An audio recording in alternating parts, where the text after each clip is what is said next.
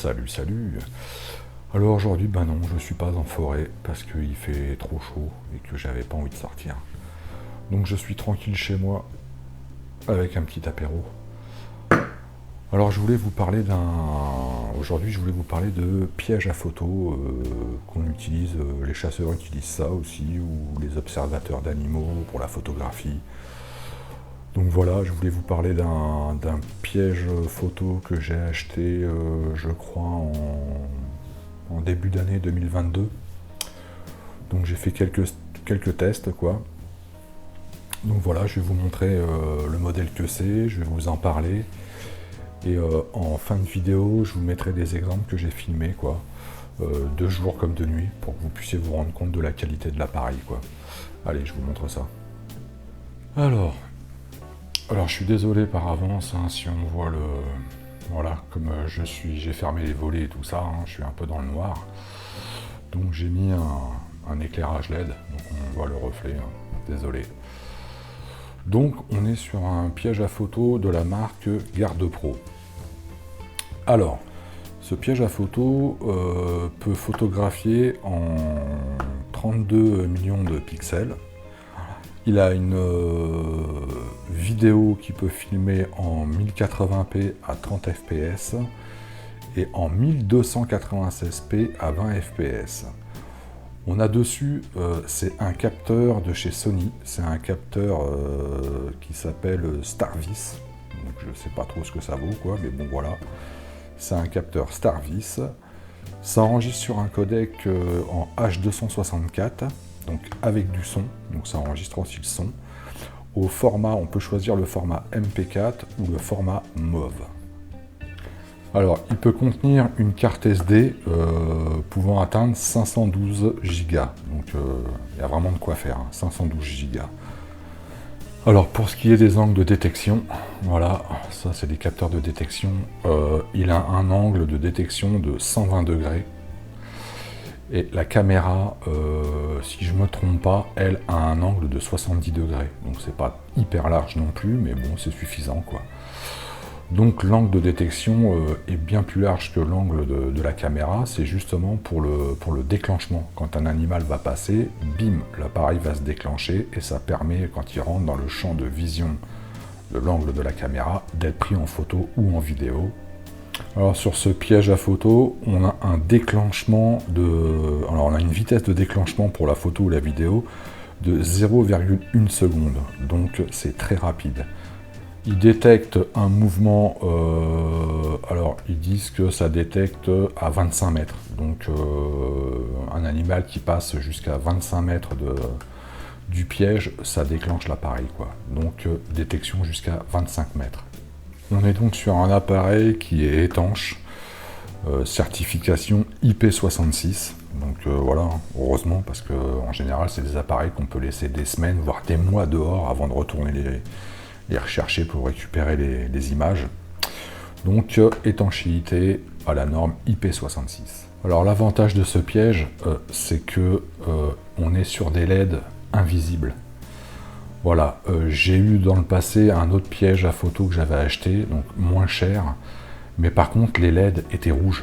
Donc en pleine nuit, quand ça se déclenche et que les LED s'allument, pour certaines espèces d'animaux, ça peut les faire fuir. Donc là, sur celui-ci, on est sur des LED invisibles. Donc au déclenchement, l'animal ne verra pas, voilà, ne prendra pas la fuite parce que ça restera invisible. On est sur une puissance de LED, alors ça c'est très important, hein. On est sur une puissance de LED de 940 nanomètres. Alors en règle générale, on préconise de ne pas descendre en dessous des 940 nanomètres, sinon c'est pas assez puissant, quoi. Donc là, celui-ci, 940 nanomètres. Alors pour ce qui est de l'autonomie des pièges à photo, bah, ça va dépendre de comment vous le réglez et du nombre de fois qu'il va se déclencher, quoi. Si vous réglez photo plus vidéo, je vais vous expliquer ça après, hein, dans le menu. Si vous réglez photo plus vidéo avec un taux de déclenchement ultra sensible, il risque de se déclencher régulièrement, donc plus il va se déclencher, plus vous allez consommer de l'énergie, donc la batterie, des piles, quoi, et moins ça durera, quoi, hein. Mais en règle générale, si vous le réglez bien, ça peut durer des semaines, voire des mois. Hein. Alors sur celui-ci, comme pas mal d'autres, hein, on a plusieurs modes de déclenchement. On peut faire soit photo plus vidéo, soit que photo ou soit que vidéo. Alors l'avantage photo plus vidéo, moi en général, je vous montrerai, je mets par exemple 2 photos et après vidéo. Ça permet que comme c'est un angle de 120 degrés quand l'animal va passer dedans, ça va prendre 2 photos et après ça va déclencher la vidéo. Donc ça permet que si l'animal passe très vite, que la vidéo n'a pas le temps de se mettre en route, j'aurai quand même au moins 1 ou 2 photos de potable. Je pourrais au moins voir qu'est-ce qui est passé devant l'appareil. Donc on a plusieurs modes de réglage. Donc on est sur un appareil qui vaut, je l'ai acheté sur Amazon, on est sur un appareil qui coûte entre 72 € et 78 €. Ça dépend des semaines, les prix varient un peu quoi. Mais voilà, en moyenne, c'est entre 72 et 78 €. Alors, on va rentrer un petit peu dans la boîte. Donc voilà, ça se présente comme ça. On a une lanière pour accrocher un tronc d'arbre ou est-ce que vous voulez. Hein. Voilà. Ici, hop, on ouvre. Voilà, et ça se présente comme ça. Voilà. Alors ici, on a le bac pour les batteries. Alors, soit vous mettez des batteries rechargeables, soit vous mettez des piles, hein, c'est comme vous voulez. Voilà. Et ici, on a un écran qui mesure 2,4 pouces. Donc, ce qui est largement suffisant pour faire les réglages. Donc, je vais le mettre en route pour vous montrer un peu comment ça se présente. Alors, voilà. Je vais essayer de pas en même temps que la LED éclaire trop l'écran. Donc, voilà comment ça se présente. Je ne sais pas si on verra bien. Voilà. Donc là, on a un menu. Et dans le menu, il y a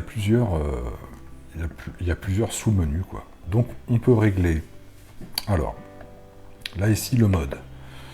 Le mode, ça nous permet de régler la détection de mouvement, les intervalles et tout ça, quoi. Voilà. Là, par exemple, moi, j'ai mis détection de mouvement ou intervalle de temps. Voilà. Donc là, vous réglez le mode que vous voulez. Donc moi j'ai mis en détection de mouvement. Après on a le mode, comme je vous disais, photo ou photo vidéo ou juste vidéo, c'est vous qui choisissez. Donc là on rentre dans le menu. Et là par exemple on choisit ici par exemple si on veut faire que de la photo, ici si on veut faire que de la vidéo, et ici si on veut faire photo et vidéo. Moi je fais photo et vidéo. Après ici on règle la qualité d'image des photos. Alors il y a plusieurs résolutions. Vous pouvez aller de 2 mégapixels jusqu'à jusqu'à 32. Voilà. Moi, je mets sur 16. Voilà. Mais vous pouvez monter jusqu'à 32 millions de pixels, quoi. Donc ça, c'est pour la résolution de... Voilà. La rafale. Donc, comme je vous ai dit tout à l'heure, on peut choisir, avant le déclenchement de la vidéo, on peut choisir le nombre de photos que vous voulez que ça prenne. Donc moi je mets sur 2, mais vous pouvez aller de 1 jusqu'à 5 images. Voilà. Après, on a la taille de la vidéo. Donc là, vous pouvez faire du 720p, du 1080p, et ça peut monter jusqu'à 1296p. Donc moi, je le laisse en Full HD, 1080p, parce que pour moi, le 1296p, vulgairement, c'est un format bâtard, quoi. Voilà, soit on fait du Full HD, soit on fait de la 4K, mais 1296, moi j'utilise pas, quoi. Donc voilà. Après on a la durée de la vidéo. Alors le temps que vous voulez que ça enregistre quand le capteur va se déclencher, quand l'animal va passer, que le capteur va se déclencher, vous donnez l'information combien de temps vous voulez que ça enregistre. Donc là j'ai mis 1 minute, hein, mais vous pouvez mettre le temps que vous voulez, quoi. Si par exemple vous mettez 1 heure, voilà, il va se déclencher et ça va enregistrer pendant 1 heure. Mais bon, plus vous allez enregistrer longtemps, plus ça va consommer de la batterie, quoi. Donc là j'ai mis pour le test comme ça, là j'ai mis 1 minute pour la journée, et pour la nuit vous pouvez régler pareil. Pour la nuit, vous réglez le temps que vous voulez que ça enregistre, quoi, dès que l'appareil se déclenche. Alors après, on a donc le son. parce que comme je vous ai dit, ça enregistre aussi le son. Alors la qualité de son, hein, faut pas s'attendre à un truc, voilà, hein. Ça reste assez très moyen, mais bon, ça permet pour certaines espèces d'animaux de savoir, si jamais on ne le voit pas dans l'image et qu'il crie ou je sais pas, bon, ça permet d'identifier quoi. Donc on a le son. Après on a le format de l'enregistrement. Donc là moi j'ai mis sur MP4, mais on peut enregistrer, voilà, en MOV. Donc MOV, je crois que c'est plus pour un format, c'est plus Apple quoi, hein, qui utilise ça, je pense. Bon, moi je laisse sur MP4, voilà. Après, on a la surexposition, donc là, la suppression de la surexposition. Donc la surexposition, c'est les changements d'exposition, quoi, de lumière, quoi, hein. Donc j'ai mis sur oui. On a l'intervalle PIR, donc là j'ai mis 1 minute, donc pour les intervalles. Après, on a la sensibilité. Alors la sensibilité, c'est la sensibilité du détecteur de mouvement, quoi. Alors, soit vous le mettez sur haute, c'est-à-dire qu'au moindre mouvement, ça va se déclencher. Vous le mettez sur normal ou sur basse. Alors attention, si vous le positionnez sur haut, et que vous avez mis votre piège à photo, par exemple, contre un arbre, et qu'en face de lui, il y a des feuillages ou quoi que ce soit, au moindre coup de vent qui va faire bouger les feuilles, l'appareil va se déclencher. Donc testez avant, quoi. Moi je le mets sur normal, mais je vais peut-être même le mettre sur bas, parce que sinon, au moindre truc qui va bouger, feuillage ou quoi que ce soit, paf, ça va se déclencher. Donc voilà, on a pour la sensibilité. Détecteur de mouvement, bah oui, hein, puisque c'est voilà, hein, c'est ce que je vous ai expliqué, le détecteur avec l'angle de 120 degrés. On a le test de mouvement, donc ça c'est si vous voulez tester, quoi, faire des tests avant de poser le piège. On a un intervalle de temps, donc l'intervalle. Alors l'intervalle de temps, c'est par exemple, le piège va se déclencher, parce qu'il va capter un animal ou quoi que ce soit. Et là, vous allez régler combien de temps après vous voulez que l'appareil se redéclenche, par exemple. Par exemple, si vous réglez l'appareil au déclenchement qu'il enregistre pendant 1 minute, voilà, il enregistre l'animal pendant 1 minute, vous réglez après combien de temps après vous voulez qu'il se redéclenche à la prochaine détection. Parce que si c'est toujours le même animal qui reste pendant 3 heures devant votre capteur, bon, à chaque fois il va se redéclencher. Donc là, vous réglez, par exemple, moi j'ai mis par exemple 1 heure. Donc 1 heure, on va dire que l'animal va passer, l'appareil va se déclencher. Si j'ai réglé pour qu'il enregistre 1 seule minute de vidéo, il va enregistrer 1 minute de vidéo, après il va se couper, et il ne se réenclenchera que 1 heure après, s'il y a un mouvement. S'il y a d'autres mouvements avant 1 heure, il ne se déclenchera pas. Donc là, vous pouvez le régler à la minute près, et voilà, vous réglez comme vous voulez. Donc ça, c'est super intéressant. Ici, on a le flash infrarouge, donc vous réglez la sensibilité